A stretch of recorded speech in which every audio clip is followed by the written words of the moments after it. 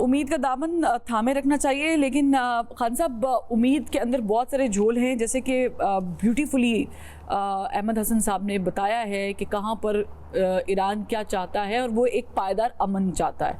अब उस अमन में पाकिस्तान अपना एक हिस्सा डाल रहा है, कोशिश और काविश कर रहा है। आपको क्या लगता है कि जो इनिशियल ये 60 डेज़ की भी बात हो रही है और अभी भी बकौल पाकिस्तान के भी, अगर हम आज ही दफ्तर ख़ारजा का बयान भी कोट करें देखें तो महसूस ये होता है कि पाकिस्तान अभी भी इन टच है दोनों के साथ। तो क्या 2-3 पॉइंट्स हो सकते हैं जिस पर थोड़ा सा बातचीत करके ड्राफ्ट पर साइन किया जा सके? बिल्कुल। देखिए फरवा, पाकिस्तान की कोशिशों को जितना सराहा जाए वो कम है। मेरे ख्याल पूरी दुनिया हिम्मत हार गई। अब तो ईरान और इजराइल जंग जो है वो क्या कहते हैं, हेडलाइन न्यूज में भी नहीं होती। फिफ्थ सर होती है वो हम यूज्ड हो गए हैं। जी, हम ऐसे यूज्ड हुए हैं, जैसे सॉरी कटिंग यू हियर, जैसे गजा की जेनोसाइड पर हेडलाइन हर हेडलाइन में होती है गजा की जेनोसाइड पर, but we have become so habitual कि हम नॉर्मल हो गए हैं।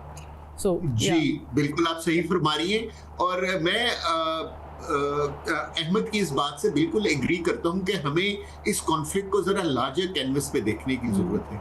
देखिए मेरे ख्याल में ये जंग कभी भी अमेरिका और ईरान की जंग नहीं थी। ये एक्चुअली इजराइल और ईरान की जंग थी, और इजराइल भी जंग ईरान से इसलिए करना चाहता था कि जो उसका ग्रेटर इजराइल प्लान था उसकी एग्जीक्यूशन में ईरान वो वाहिद मुस्लिम कंट्री थी जो खड़ी हुई थी।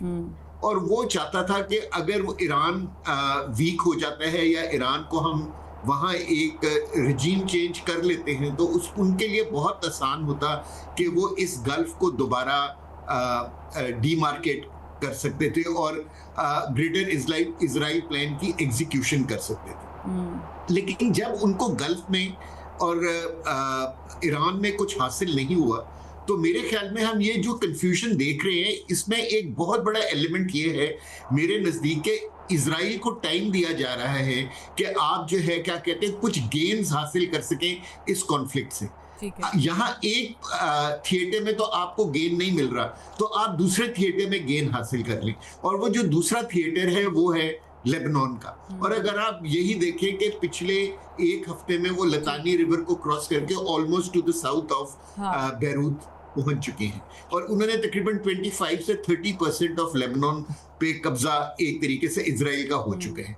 सो अगर अक्टूबर में president prime minister Netanyahu elections में जाते हैं तो वो ये कह सकते हैं कि जी के इस जंग के नतीजे में हमने इतना इलाका हासिल कर लिया है। लेकिन ये भी बिल्कुल सही है कि अमेरिका और ईरान अब इस क्लोजर चाहते हैं इस जंग का।